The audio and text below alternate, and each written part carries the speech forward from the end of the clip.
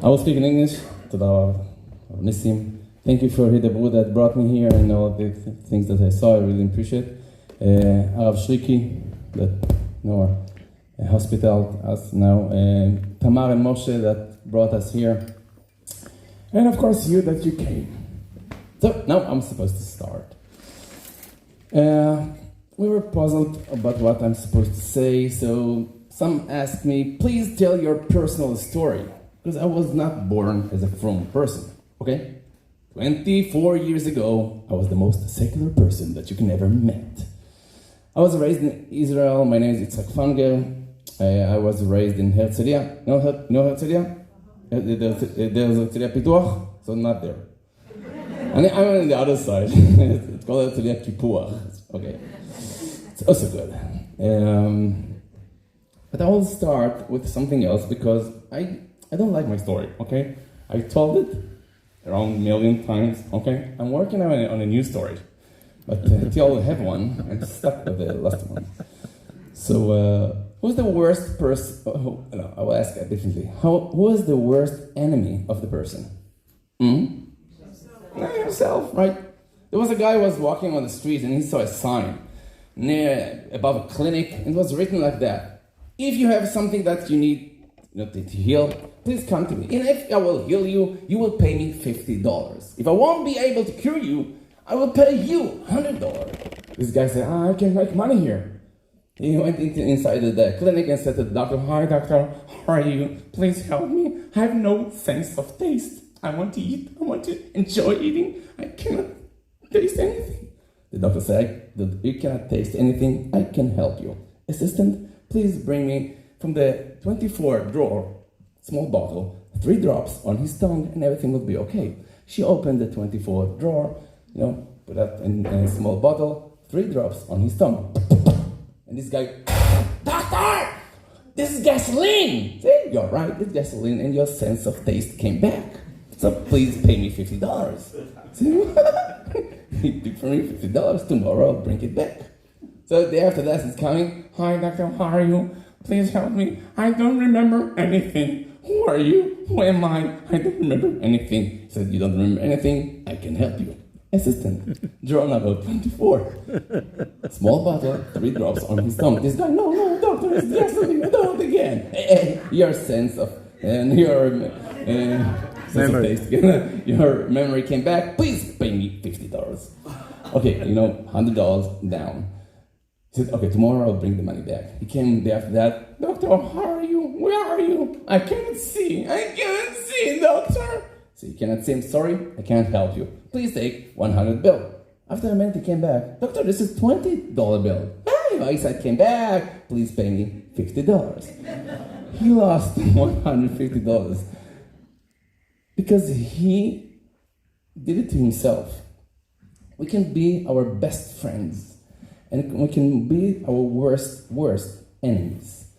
And we have to understand, if I hate somebody, maybe a Jew person's not supposed to hate anybody, okay? So I don't love him, okay? So if you don't love somebody, let's for example in my work. So I have to be with him 5 hours a day, 8 hours a day, but that's it. I will go back home to myself. But if I'm hating myself, I hate myself. I'm with myself 24/7. I'm going to sleep with me. Hi. I'm waking up. Hey, it's you again. And if I hate myself, you have to understand I'm all the time in pressure. Because if I'm near somebody I don't like, it's not a nice feeling. It's not a nice environment. So I have to be my best friend. Even though I'm not perfect, I'm very far away from being perfect. But I'm enough. Okay, this is me. But of course, I'm responsible of my life. In En Anili Mili, the Mishnah B'Avot says that if you won't help yourself, nobody will help you. Also not Hashem. Hashem will help somebody that wants to help himself. So my journey started 25 years ago in Israel. Maybe I'll make an introduction. I'm coming from Ashkenazic family, okay? And I'm saying that because there is Sephardic families that even if they are not frum, they are not religious, they are doing things, okay, like Kiddush or Pesach or whatever, in my home, there's nothing like that. There was a song in Israel, Shlomit Bona Sukkah. Okay? So I thought only she is doing Sukkot. But and for me, it's like something very old. I don't want to offend anybody, but I didn't like the Orthodox people. No, I was afraid from them. No. So I don't like it. It doesn't interest me. The only release occasion that I was in, it was my bar mitzvah. Bris milah, I don't remember what happened there. They gave me to drink wine, I think. So, bar mitzvah, it was the merit of my grandfather from my mother's side. He insisted that I will go to the Aliyah Torah and to read the Haftarah. It was the first time and the last time I was in a shul, till I was 25, okay? I will tell you the second time, and then we will start the story. Until why I came back to a shul after 10, 12 years. I was 25 years old, I came from the Far East. This is what will be the story. I was training in triathlon. You know what triathlon is? Bicycles, swimming, running. So I was training in the beach. So I decided to come to a shul. It was Friday, 3 o'clock in the afternoon. I came to a very far shul from my home, because in Israel, it's not something cool to be in a shul. You were in the Knesset. Woohoo! Fanger, we love you. Something happened? Somebody died in your family or something? So I came to a shul very far away from my home. It was 3 o'clock in the afternoon, and I'm knocking on the door. Nobody's opening to me the door, so I open it to myself. I let myself in. It was a big Beit Knesset, big shul, and I saw the rabbi was preparing the Sefer Torah for the reading day tomorrow. So I'm saying to him, "Hi, this is a shul here." He said, "Of course, but the beach here because I wasn't with the venue too." So of course, it's a shul here. So okay, I came. Let's start. What you're doing here? I said, "Now we're learning Torah. We're davening here. But now it's 3 o'clock in the afternoon. There's nothing to do now. Come for 4 hours. It will be 7 o'clock. It will be Kabbalat Shabbat." And then he asked me, "Have you been in the mikveh yet?" I said, "What? Mikveh? It's a very holy thing from before Shabbat." So it costs money, things like that. I said, "Yeah, 5 shekels. I'm looking in my pockets. I don't have any money." So he said to me, "No problem, I will loan you." He gave me like 20 shekels. And he called somebody, "Moshe, take him to the mikveh." This Moshe guy took me to the mikveh. It's very nice. A small jacuzzi, it's nice. But my parents taught me, if somebody's giving you money today, bring it back tomorrow. Okay. He gave me the money Friday. Day after that, Shabbat. Small detail. I woke up in the morning at 10 o'clock in the morning. Opened my eyes and I remember, wow, I didn't bring the money back to this rabbi. So where I can find him? Only, of course, in the shul, because this is the reservation of the religious people. So I decided I will go back and give him the money. So it's good I parked the car away. So I came to the shul. It was in the middle of the Kriyat Torah, okay? 80 people. In the middle of the Kriyat Torah. The rabbi sees me at the entrance. He says, hi, come. Look at the letters of the Sefer Torah. There is lights from the letters. I came to see the lights. I don't see any lights, okay? So I waited that it would be quiet. I put my hand in my pocket. I put out 20 shekel bill. I said to him, hi, here's the money from yesterday. Where to put it? He's an old man, okay? He's not used to things like that in the shul. So he shouted, Muktzeh! And I looked back, who's Muktzeh is? Maybe a dog or something. And when he shouted, all the shul started to look at me, waving with the 20 shekel bill. They started to shout at me, leave it! Don't touch it! I'm not touching anybody, okay? It's just a paper. Paper. So one of the people understood that I'm not in the parasha, okay? I don't understand anything. So he grabbed my hand, leave it alone! Leave me alone, let's go outside, finish between us. It was a trauma. It was a miracle I stayed religious after that, okay? But let's start from the beginning so you understand why I wanted to come to a shul. My story began when I was 18 years old, maybe 19. To be correct, 19. I was in the army, I was a commander of a tank. We were at Lebanon. It was not the war, but the tanks are doing ambush to the Hezbollah while waiting on the border, looking inside Lebanon. So if the Hezbollah wants to come, we're supposed to surprise them before they will surprise Chas Shalom us. But in that case, they succeed to surprise us. They entered our camp. It was 4 o'clock in the morning. 4:05, they started shooting on us. My best friend is my soldier. He's one of my soldiers. We were raised together. We are neighbors. We went to the kindergarten together, high school together. We joined the army together. The only difference is I went to become a commander, and he stayed in the platoon. I came back especially for him, to be with him in the same platoon, because I could choose. I'm a commander. I can choose whatever I want. I decided to go back because I love him. He's my best friend. He's sitting next to me in the tank. They started shooting us. Bullets were all over, and one of the bullets hit his head. He fell on me. And, I'm the commander. I'm supposed to say what to do, to give orders, but I'm in shock. I'm holding him, and it's like a dream, but a very, very bad dream.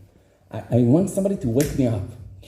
Fanger, wake up, is everything okay? Wake up. I'm looking in his eyes, and I cannot forget the vision. Sorry, I'm saying Hebrew. I'm sorry that I cannot forget that, even though I'm trying. I'm looking in his eyes, and the last sentence that he said to me, Fanger, live also for me. Have a life also for me. And he died. From that moment on, my life changed, okay? I became a machine of knowledge. I decided I want to make the most of my life, okay? I'm not going to waste my life because I have a responsibility for my life and also for him. So I decided to do first degree in psychology in Israel. After that, psychology, it's nice, but it's a lot of talking. Too much talking. And talking. Okay. So I decided I want to help people. I want to help. So till I will be a psychologist, I will have a white beard. Okay. I have no time, and I don't want to raise a big beard.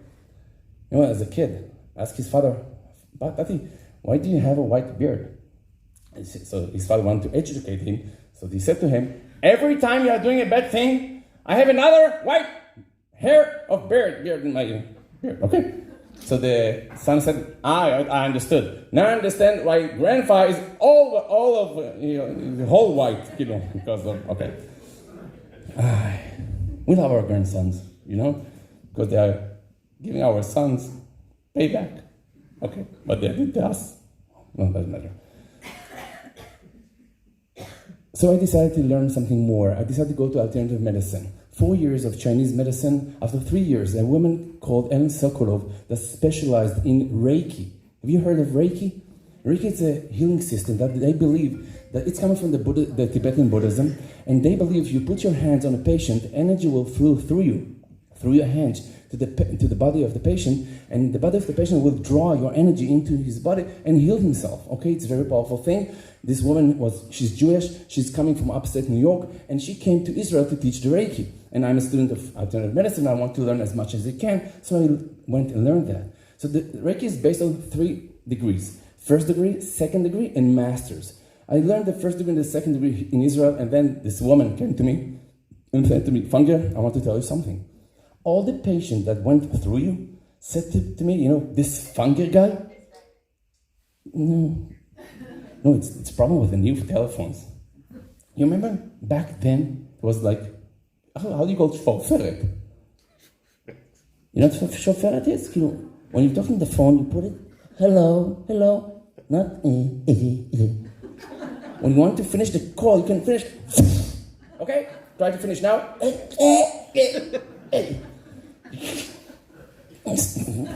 Okay. So, it's hard where to push here. It's for the young people.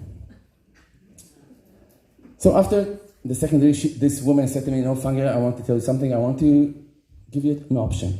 Come with me. I'm teaching the Reiki all over the world. Come with me. I will teach you everything I know. After 2 and 3 or 3 years, you will come back to Israel. You will be number 1. For me, it was a big opportunity.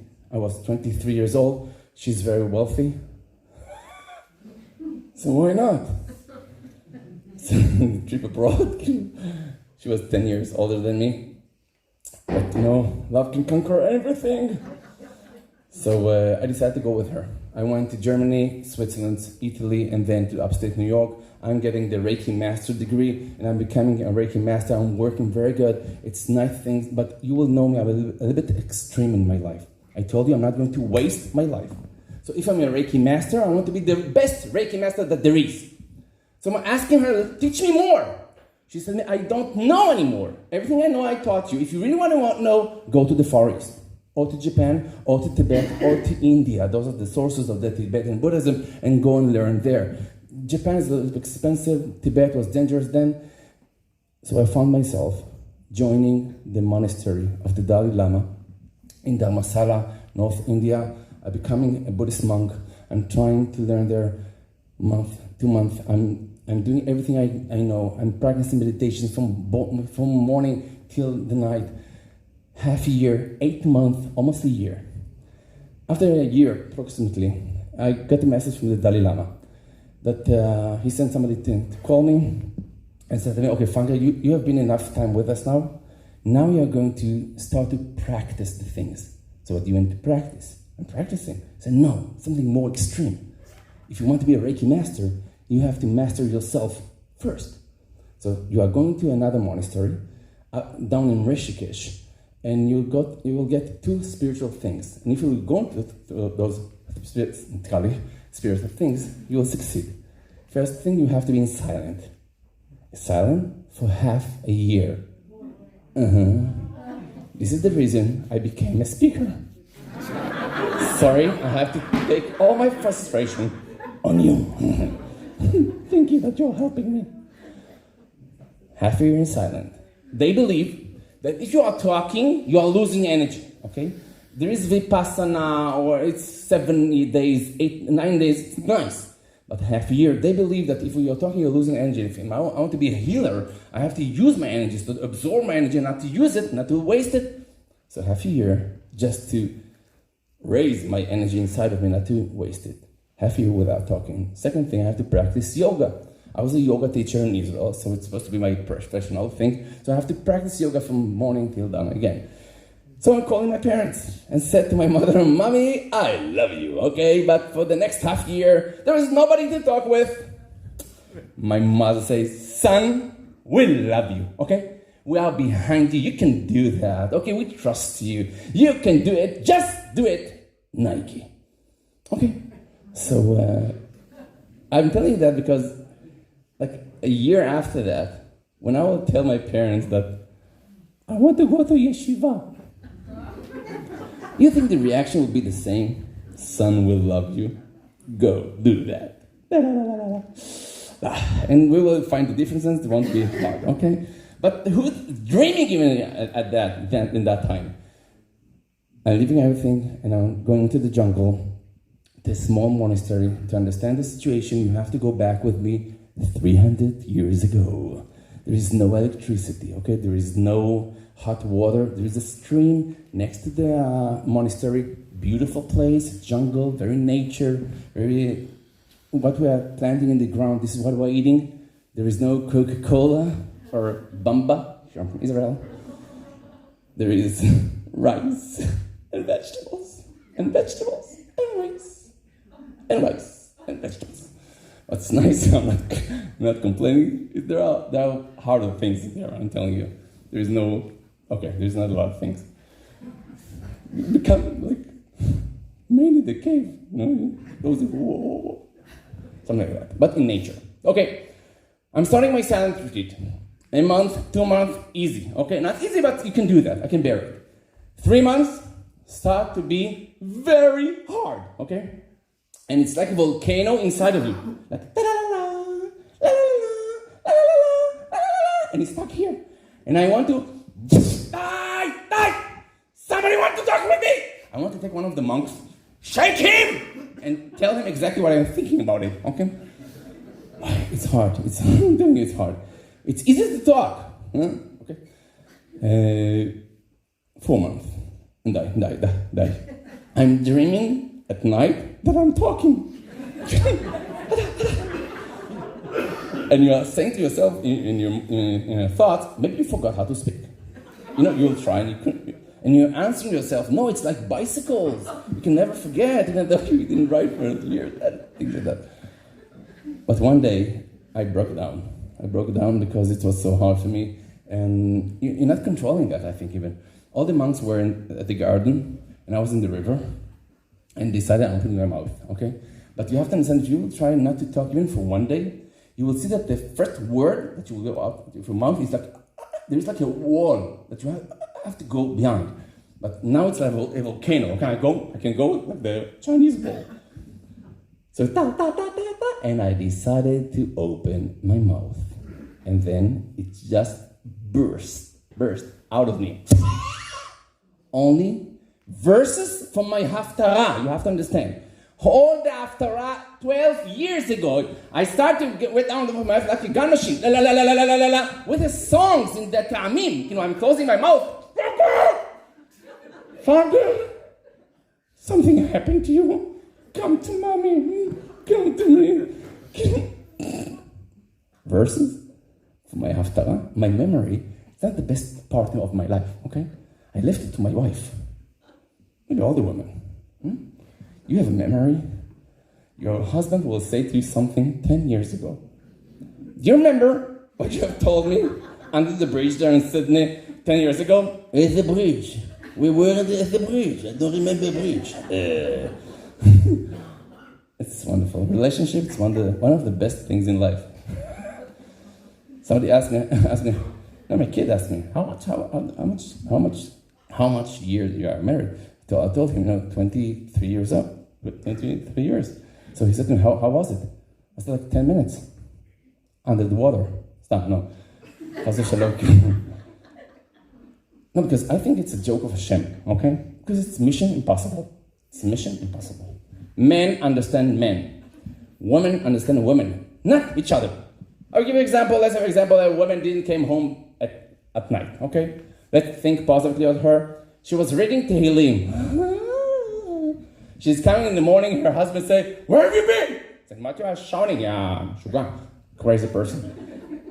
I was at my girlfriend, we were reading Tehillim all night, okay, So he called 10 of her girlfriends, and all of them said, she wasn't with us.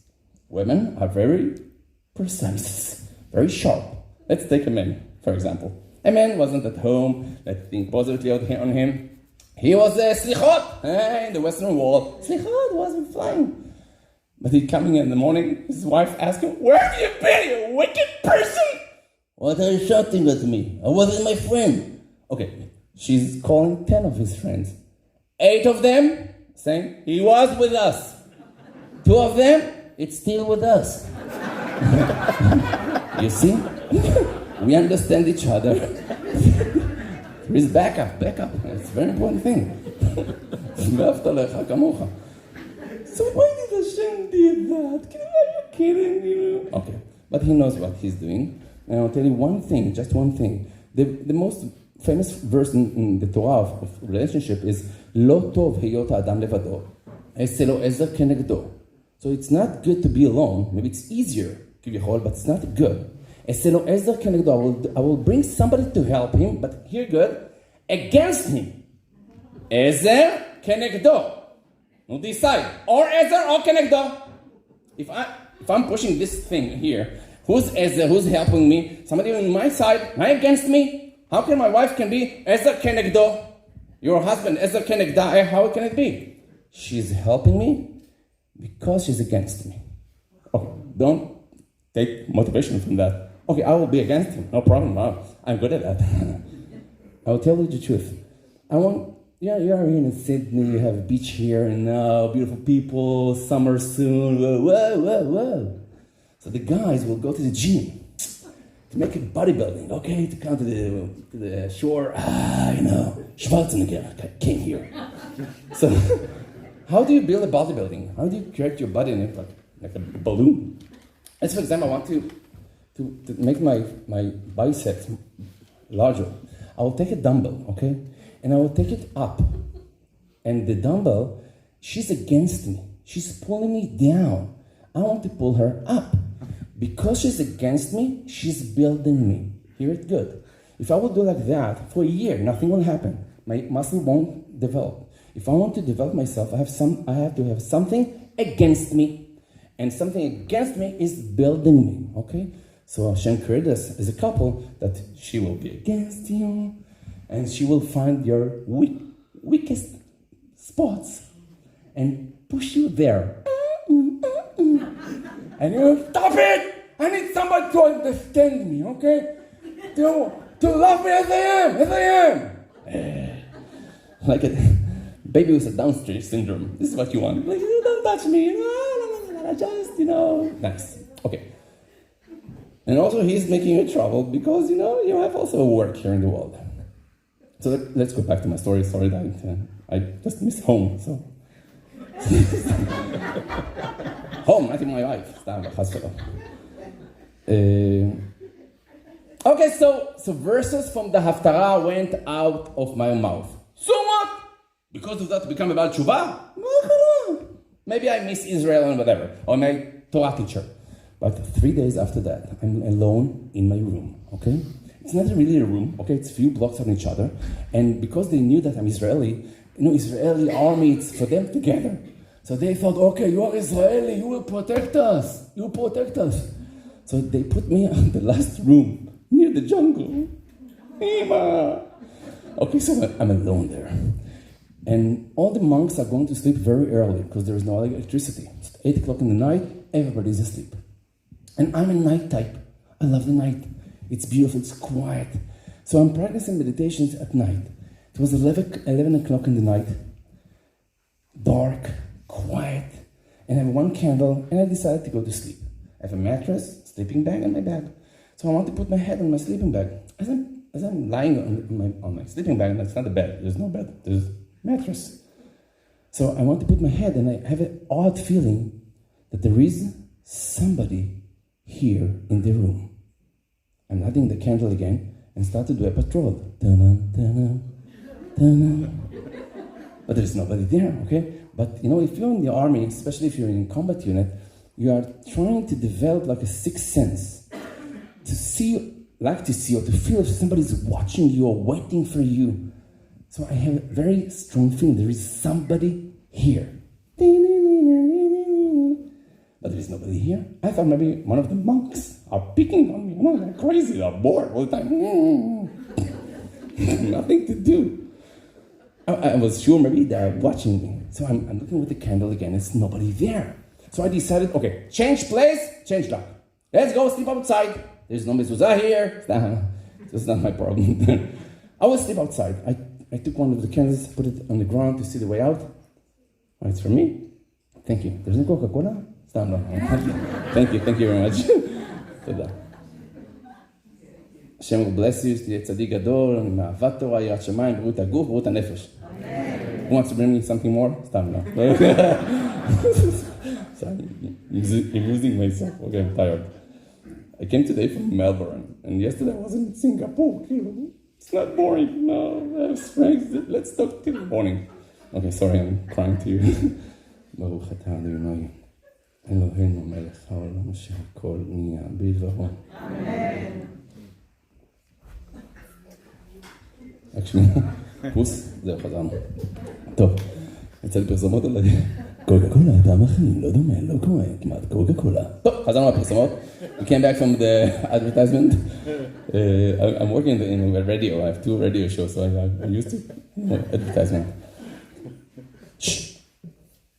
תקציר מהפרק הקודם, אוקיי? Summarize from the last chapter. I'm alone in my room. Nobody's there. I'm with one candle. I decided to go sleep outside. I'm putting one of the candles, this is the way out. I'm putting the candle on the floor. With one hand, I'm holding my mattress. And with another hand, I'm holding the head of the sleeping bag. I pulled the head of the sleeping bag up to put it out.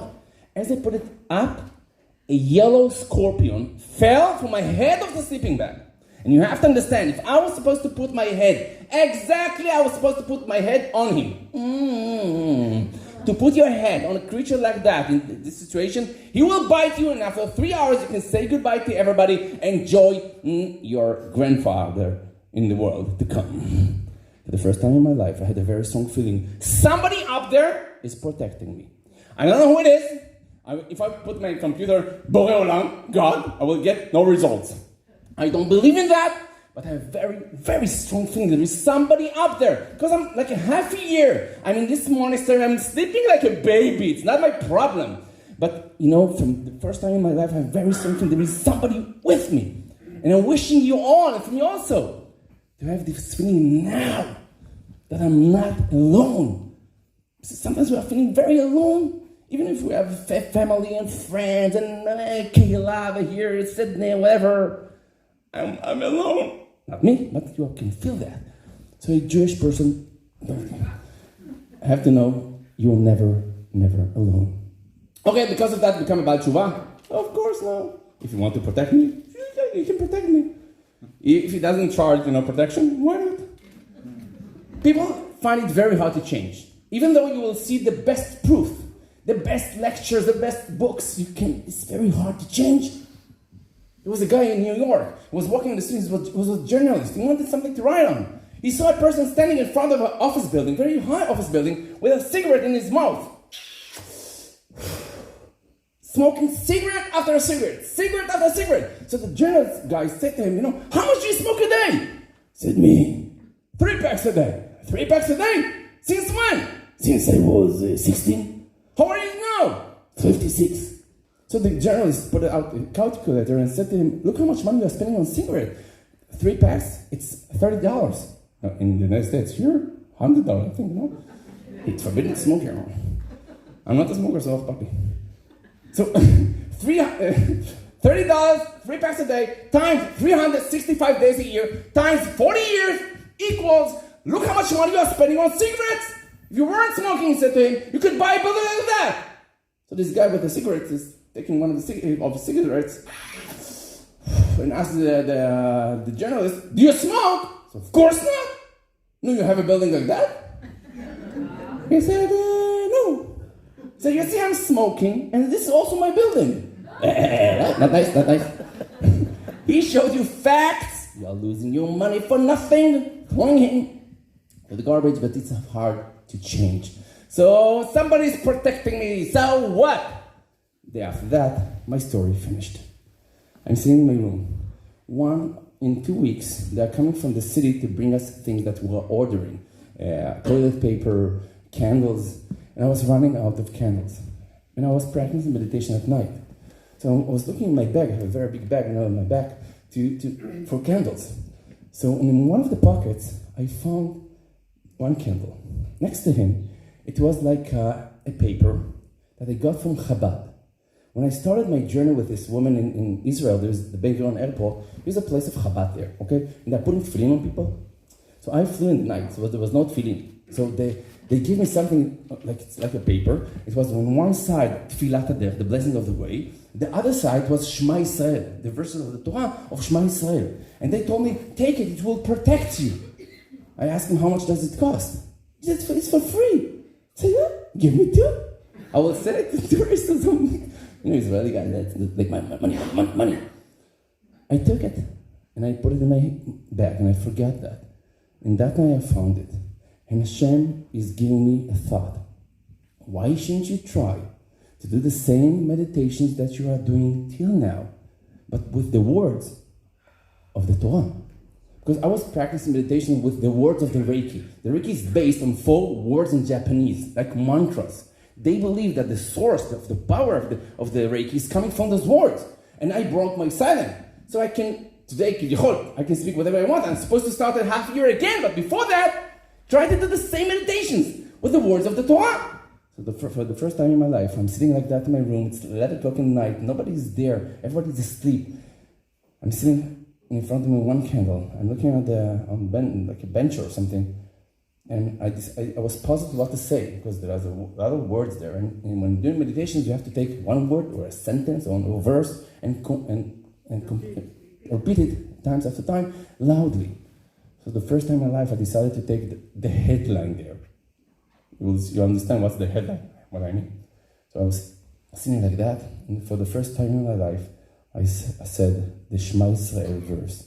Shema Yisrael, Hashem Elokeinu, Hashem Echad. All my body started to tremble. And I said again, Shema Yisrael, Hashem Elokeinu, Hashem Echad. All my skin started like goosebumps, and I'm shivering, and I don't understand what I've said. But all my body is shivering all the time. I say again, Shema Yisrael, Hashem, and I don't understand it. But all my, I feel like I found a treasure, like a bomb. Because I'm practicing meditations for years. Nothing made me feel like that. I want somebody to explain to me what those verses, what those words mean. And I don't expect that the monks here in the monastery can help me. Okay? They are good in other things. And I don't want to compromise, כביכול, on Chabad. I want the dangerous people from Mea Shearim. They understand what they are doing. I decided to go to them. I didn't go to sleep at night. I was so moved. I was so thrilled. I couldn't go to sleep. It was so amazing for me. At the morning, I took my things. I didn't say goodbye to anybody. Maybe they are looking for me till now. Israeli guy was here 25 years ago. I took the first plane to Israel, and I reached home. I called my parents. I'm coming home. My mother was, what happened? She was amazed because I have two more months to finish my retreat of silence. What happened? I didn't tell her anything. Because what I'm telling you now, it was my private feeling. It's not like, wow, I have a story. I reached home. In front of my home, there is a bulletin board. It was a very big advertisement there. Lecture, Life After Death, Jewish mysticism, interest-free. So interest-free, I love.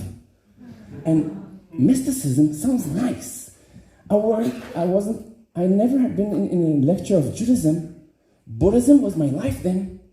Christianity, I'm sorry, but I knew almost by heart the New Testament because in the hotels they're putting it next to your drawing and I'm reading that. On Judaism, I don't know anything. I'm Israeli, I did the Bagrut, it's called in Torah, but I copied everything, so I didn't learn anything. You can't learn if you have a girlfriend next to you, and the teacher doesn't interest you. So the first time in my life, I went to a lecture on Judaism. I came a little bit late. So the only place that was open was the first row. So I was sitting in front of the speaker. And the speaker came with a PowerPoint and he started the lecture, reincarnation. And he's looking at me, did you understand? I said, yeah, I understood. Continued the lecture, near-death experience. Did you understand?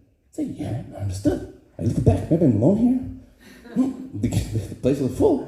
But he took me as a project. And you can imagine why. I was shaped like the monks. I came with the pants.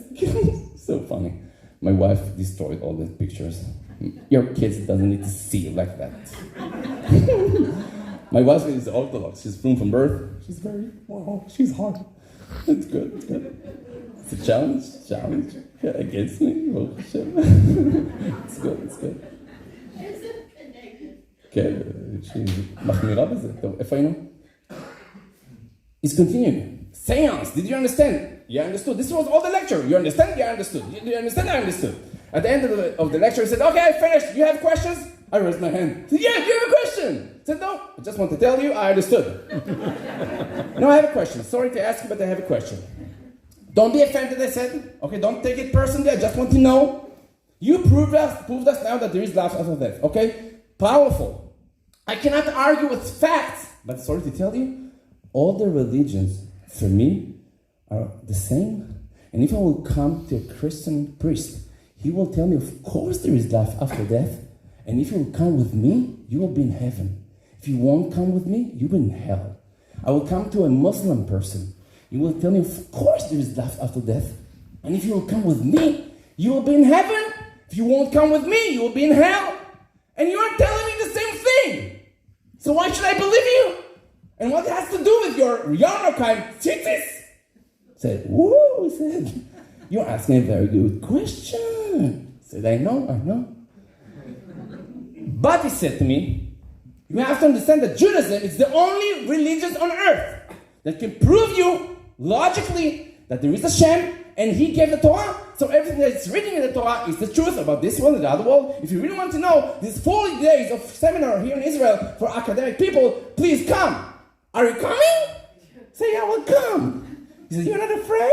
said, no. I was sure who's giving the lecture there? Rabbis. They understand Torah, not, the big world. I have almost second degree, in psychology. I'm supposed to be very wise, okay, suppose. So I came to the seminar just to, make my conscience clean. And it was a mistake. Sorry, I came to the seminar and I was in shock.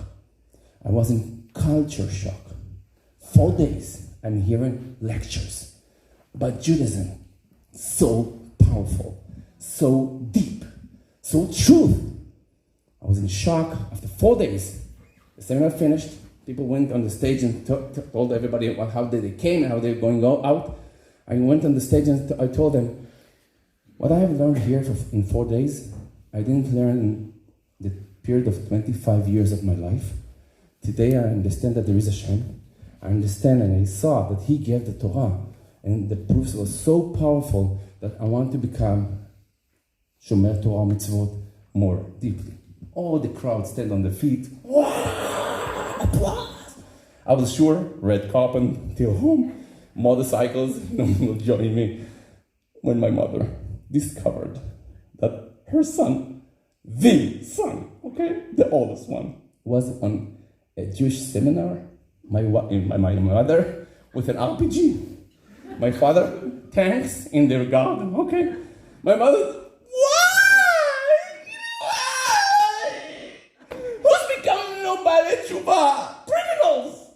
You're a good kid, you're not looking for yourself. I told him, Mommy, I just want to know more in depth Judaism. Then I came for the first time to the shul. I started to become more Shomer Torah Mitzvot, but then I have to finish. And my story finished, or started, as you want to look at it. I'm a Reiki master. So all over Israel, heard that Fanger came back from the Far East, and he's the best Reiki master that there is. So all over Israel, all the schools of alternative medicine send their students to learn from me. And I'm not opening a course of Reiki. It's only 2 days. I'm taking $300 for 2 days. I'm not opening it unless I have 50 people. It's the minimum, 50 people. 50 people times $300. Nice. Day after day, day after day, day after day.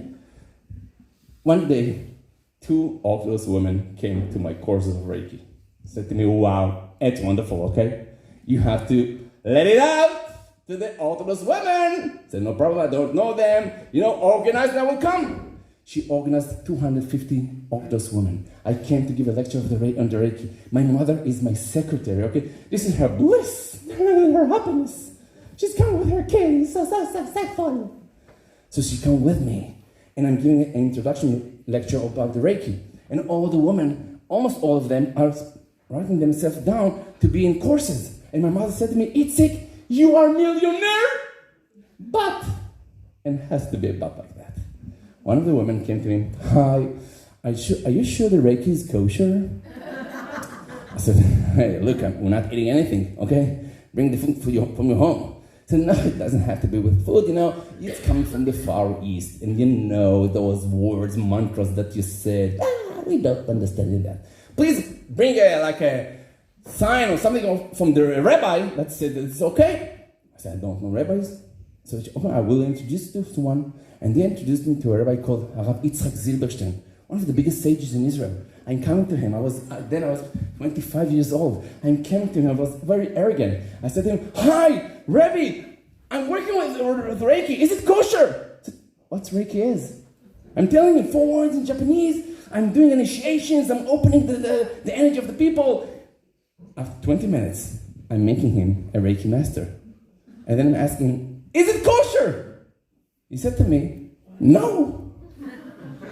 I said, Rabbi, think it over. No, it's a problem with the words, the way that you're doing that. It's like kishuv, You have to understand, I had the feeling that I built a building of glass, and with one sentence, it was blowing in my face. I went home and I was just crying. I didn't know what to do. I was sitting in my salon, and I started crying again. And I said, Hashem, I know I have only 2 options. Or, I will I will have a rabbi called Harav Noach. Noach, it's also easy. This will be my rabbi. In Hebrew it's called Masorti. You know what's Masorti? Masor, it's a sore. T is Masor A, Masor B, Masor T. He's cutting whatever he wants. I like that, I will do that. I don't like that, no, I'm doing that. But for me, it's not an option, because I will tell you the truth. If Judaism is real, if in Passover, I'm telling my kids that Hashem did miracles to our nation. He did 10 plagues in Egypt. It's true or fiction? And if it's true, I'm not going to play with my life. Chag Shavuot, it's the Matan Torah. Hashem gave the Torah. He revealed himself to all the Israeli nation. It's true or just a fairy tale, Chas v'Shalom. So if it's true, so it's so powerful. We know what Hashem wants. I'm not going to waste my life. If there is Gan Eden up there, I'm not going to be in the last row with a flag. I'm here also. No. I'm going to be in the VIP place. I'm going to put all my effort to do that. So what the other option? To leave everything? I closed my eyes and I said to Hashem, Hashem, I just recently knew you, okay? But I learned 2 things. The first thing I learned, that you are not challenging a person with a challenge that he cannot handle. So if you are challenging me with such a hard challenge, I have to believe I have the strength to go through that. And the second thing, I know that if somebody sacrifices, in Hebrew, in Mishu Makriv, Ata mekarev oto. You are bringing him closer to you. So Hashem, I'm not asking for money. I'm not asking for a career. I'm not asking for honor. I'm just asking for me only one thing. Please, Hashem, don't leave me, because I'm going to leave everything. I called my parents. I said to my mother, Mommy, cancel everything.